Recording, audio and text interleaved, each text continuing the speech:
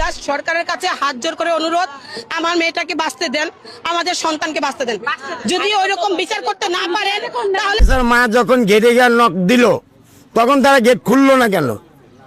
এই কারণে খোলে নাই, কারণ সোহেল রানার স্ত্রী তার স্বামীকে পালানোর জন্য হেল্প করছে। যত আসলে ওইভাবে গণপিটানো দিয়ে ওই নবীর আমলে যেটা হয়তো পাথর নিক্ষেপ করে জনসাপেক্ষে মেরে ফেলানো, এটাই করা উচিত। ওর বাচ্চা সকালবেলা স্কুলে যাওয়ার জন্য আম্মু রেডি করতেছে যে বাবা দাঁত ব্রাশ করে রেডি হও। তো এই মুহূর্তে ওর বড় বোন আছে না, ওর বড় বোন আমার গেট খুলে চাচির বাসায় গেছে। পরিচয় যায় প্রায় 3 মাস ধরে। ডলার তো আমি যতদিন আসছি ওনাকে এরকম কোনো ইতে দেখি না। আর রামিচা যেদিন উনি ওই দিনও উনি বাসায় ছিল, ঘরে ছিল। আমরা অফিসে ছিলাম, লাঞ্চে আসছি দেখে উনি বাসায় ছিল ওই দিন। তারপরে এখন যখন সোহেল রানারে ধরলো, সোহেল রানা এখন নতুন করে ডলারের নাম নিতেছে। কিন্তু আমার কথা হচ্ছে উনি আগে কেন নিল না, কিংবা যখন ওনাকে রিমান্ড দেওয়া হলো তখন কেন নিল না? এখন রায় ওনার বিরুদ্ধে বিভিন্ন অভিযোগ আসার পরে এখন অনেক দিন পরে উনি বলে যে ডলারকে একটা মানুষকে তো খুশ করে নাম বললে তো হবে না। মানুষ তো আমরা যতদিন দেখছি তার ভালো সাইডটাই দেখছি, খারাপ সাইডটা তো দেখিনি। হঠাৎ করে যে সোহেল ডলারের নাম নিচ্ছে, কেন নিচ্ছে একমাত্র সোহেল জানে আর আল্লাহবাক জানে, আর কেউ জানে না। একটা কারণ হতে পারে উনি যখন অটো চালাইছে তখন ওনার সাথে উনি তো অটোর মেকানিক রানা, সোহেল রানা অটোর মেকানিক, তখন ওনার অটো সোহেল রানার কাছে ছাড়াইতে নিছিল, মেরামত করার জন্য নিছিল। হয়তোবা ওই এক কথায় দুই কথায় দেরি হওয়াতে হয়তোবা কথা একটু রাগ জারি টারি দিছে, হয়তোবা ওই সময় ওই তারপরেই ঘটনা, তখন হয়তোবা এই ঘটনাটা তার মাথায় রেখে কিংবা ডলারের নামটা সে বলতে পারে। এছাড়া আমি কোনো দেখতেছি না। এদিক দিয়ে আসা যাওয়া করে এখানে বাসা, তারপরে এটা চিন্তা করি যে আমাদেরও বাচ্চা আছে, ছোট ছোট মেয়ে আছে, আমাদের মেয়েদের যদি এরকম কোনো কিছু হয়ে যায় তাহলে আমরা কি করব? আমরা গরিব মানুষ, সবার মেয়ে আছে, স্কুলে যায়, বাইরে যায়, আমরাও জবে যাই মেয়েদেরকে রেখে। এটা কি হয় বলেন? এটা এভাবে সমাজ চলে? ডলার নাকি করেছে, আমরা তো ডলারের কথা শুনি নাই এতদিন, মানে কিছুতেই শুনি নাই, কালকে থেকে শুনতেছি ডলারের নাম। রামিসার মা যখন গেটে গিয়ে নক দিল তখন তারা গেট খুললো না কেন? এই কারণে খোলে নাই, কারণ সোহেল রানার স্ত্রী তার স্বামীকে পালানোর জন্য হেল্প করছে, যথাযথ হেল্প করছে, যার কারণে রামিসার মা গেট নক করছে, গেট খোলে নাই, সোহেল রানা পালায় গেছে, তারপরে স্বপ্না গেট খুলছে সোহেল রানার স্ত্রী। এখন ঘটনাটা আপনারাই বুঝেন যে এইটুকের ভিতরে মনে করেন রামিসার মা গেটে নক করছে একটা জুতা পায়া, আর সোহেল রানার বউ গেট খুলতেছে না, কারণ ততক্ষণে সোহেল রানা পালানোর চেষ্টা করতেছে গ্রিল কাইটা। আর যখন সোহেল রানার বউ গেটের সামনে দাঁড়াইছিল, যখন নোক করতেছে কাউমাও লাগছে, তখন গেট খোলে না, সোহেল রানা পালায় গেছে, সম্পূর্ণ সফলতা অর্জন করছে, সে নারায়ণগঞ্জ চলে গেছে, তারপরে সে গেট খুলছে। তাহলে এটার মধ্যে আর তৃতীয় কোনো ব্যক্তি আসবে, এটা আপনার কি মনে হয়? হ্যাঁ, মানুষ নেশা করে, নেশা করার ক্ষেত্রে যে এত বড় জঘন্য কাজ করবে এরকম সেটা না। আমি শুনছি যে সোহেল রানা নিজে মুখ দিয়ে বলছে নাকি যে ওর সাথে ও ইয়াবা সেবন করতো। তো ইয়াবা সেবন করতে পারে, ঠিক আছে, আপনার সাথে আমার মন মিললে আমি হয়তো আপনার সাথে যে কোনো একটা পার্সোনাল ব্যক্তিগত জিনিস নিয়ে আমি আলাপ করতে পারি, কি একটা শেয়ার করতে পারি। তাই বলে আমি এইভাবে নিজের ঘরে ডেকে নিয়ে, তাও যদি ডলারের ঘর হইতো, কি ডলারের পরিচিত কোনো আত্মীয় স্বজনের ঘর হইতো, তাহলে এটা মানে নেওয়া যেত যে ডলার এটার সাথে জড়িত। কিন্তু মূলত হয়েছে সোহেল রানার ঘরে এবং তার ঘরে তার স্ত্রী এবং সে ছিল, যার পরিপ্রেক্ষিতে এই জিনিসটাতে সে গা ঢাকা দিয়ে বাঁচার জন্য এই কাজটা সে করছে। ডলার ভাইয়ের আমরা একসাথে ছিলাম, আগে এই বাসায় ডলার ভাইয়ের সাথে আমি 7-8 মাস ছিলাম। আসলে ডলার ভাই খারাপ, এটা হচ্ছে ওনার এখন বানোয়াট কথা, এ ধরনের এগুলো কোনোদিন দেখি নাই। যার খারাপ কোনো কিছু দেখি নাই তার নামে খারাপ কোনো কিছু বলা ঠিক না। ওনার বউ, ওনার 3টা বাচ্চা, ওনার বউ, ডলার ভাই। আমি যখন সিঁড়িতে নামতাম ডলার ভাই বাসায় থাকতো, আমি যখন সিঁড়িতে নামতাম ডলার ভাই যখন দেখতো আমি সিঁড়িতে নামে, ডলার ভাই বাসা থেকে বের হইতো না। উনি যদি দেখতো যে আমি সিঁড়িতে নামতো, উনি বাসার ভিতরে যাইতো। তো আমি কিভাবে বলবো যে ডলার ভাই খারাপ? সে নিজেই খাইতে পারে না, সে 2 লাখ টাকা দিব কোন জায়গায়, রোজ আনে রোজ খায়, তারে কোনো কিছুই নাই। ওই নিজের অটো চালায়, যা কামাই করে ওইটাই যে সংসার চলে, কথাটা বুঝছেন? এইটার যে ফাঁসানো হয়েছে কেসটারে সরাইয়া দূরে লয়ে যাব, মানুষ জনগণ ভুলে যাব। আগে বলে থেকে যেদিন ধরা খেয়েছে সেই দিনেও তো কয় নাই যে ডলার ছিল। তার উকিল বলে যে তার কোনো প্রমাণ পাওয়া যায় নাই, সে রেপ করছে না কি করছে এটার বলে সাক্ষী দিতে পারে নাই, পায় নাই রিপোর্টে। তো এমনি ভুয়া একটা মানুষের ফাঁসি দিয়ে দেবে কোর্ট? আইন কি এতই ভুদায়? আইনের তো অনেক ধারা আছে। আর জনগণ কি হেরে কি রাখতো? ডলারে জীবিত রাখতো? যে সময় হেরে ধরছে, হেরে তো নগদে হামলা দিত। ওই তো নিজের বাড়িওয়ালা, স্থানীয় বাড়িওয়ালা আইয়ুব খানের সময় দিয়ে এই এলাকায় বসবাস করে। আরও মহল্লার মানুষ জানে না, আশেপাশে মহল্লার মানুষ জানে না ডলার কে, ওই কি করতে পারে। ওরা একটা মাদকের পেছনে পাইছে, আর নতুন করে গাঞ্জা মাঞ্জা হাবি জাবি খাইতে পারে।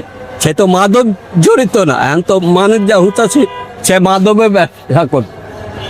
এগুলি তো ভুয়া কথাবার্তা। আমার নিজের আপন ছোট ভাই, যদি এরকম হইতো আমরাই তো তাই। স্পিকার, রামিকাণ্ড আমাদের জীবনে থাই পাহাড়ের মতো ভারী হয়ে আছে।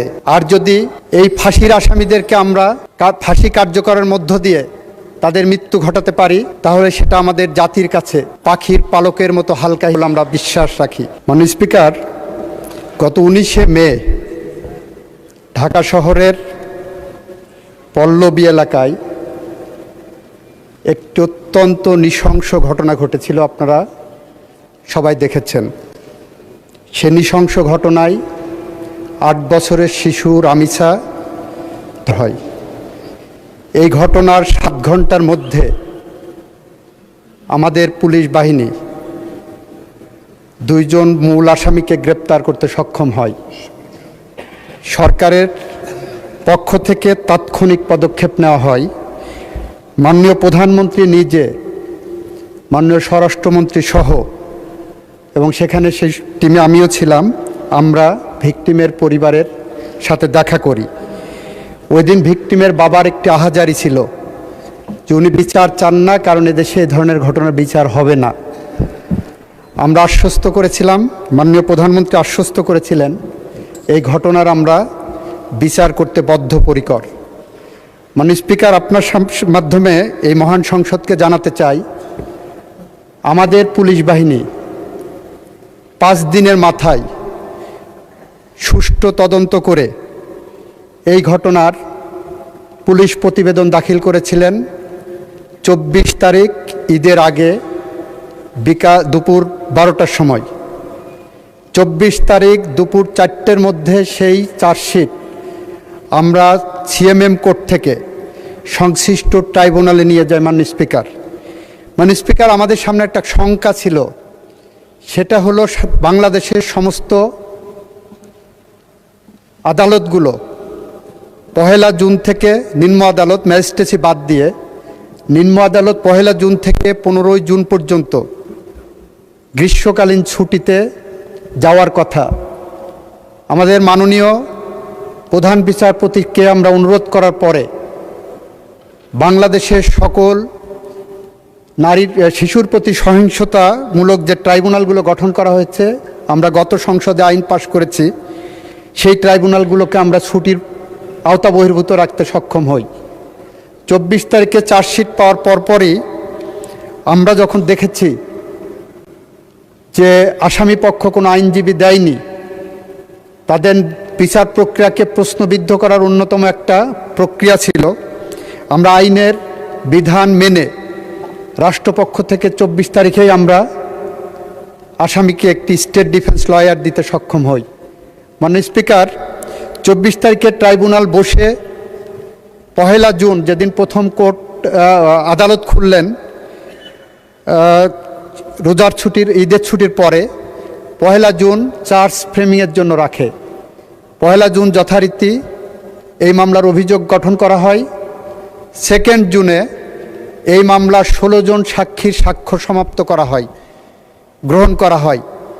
3 জুনে এই মামলায় আসামিপক্ষ কোনো সাক্ষী দিতে চান কি না সেই ধরনের একটি দিন ধার্য রাখা হয়। 4 জুনে যুক্তিতর্কের জন্য উপস্থাপন দিন ধার্য করা হয়।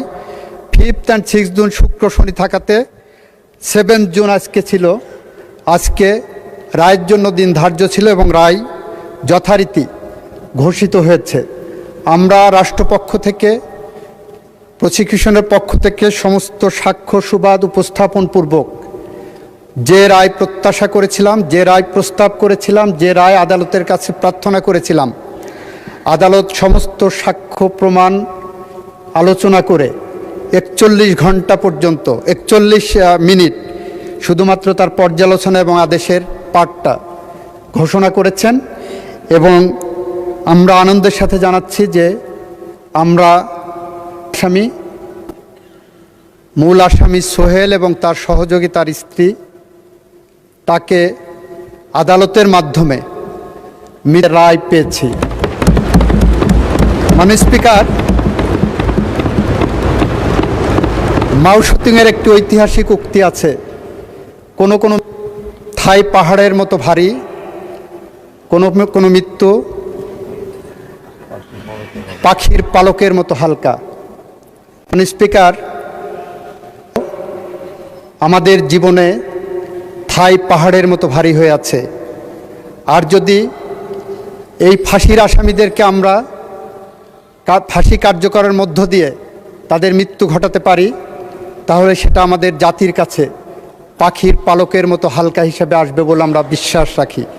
মাননীয় স্পিকার, এটুকুই ছিল আমাদের পক্ষ থেকে এই মহান জাতীয় সংসদ এবং জাতির কাছে আমাদের দেওয়া প্রতিশ্রুতি। সেদিন আমরা বলেছিলাম, আমাদেরকে যখন সাংবাদিকরা প্রশ্ন করেছিলেন রামিসার বাবা বিচার চান না, এ বিষয়ে আমাদের বক্তব্য কী, আমরা বলেছিলাম এর একমাত্র জবাব হবে তাকে সেই আস্থার জায়গা ফিরিয়ে দেওয়া। আজকে রামিসার বাবা বলেছেন এই বিচারে উনি সন্তুষ্ট, আমরা তার আস্থার জায়গা ফিরিয়ে দিতে পেরেছি। মাননীয় স্পিকার,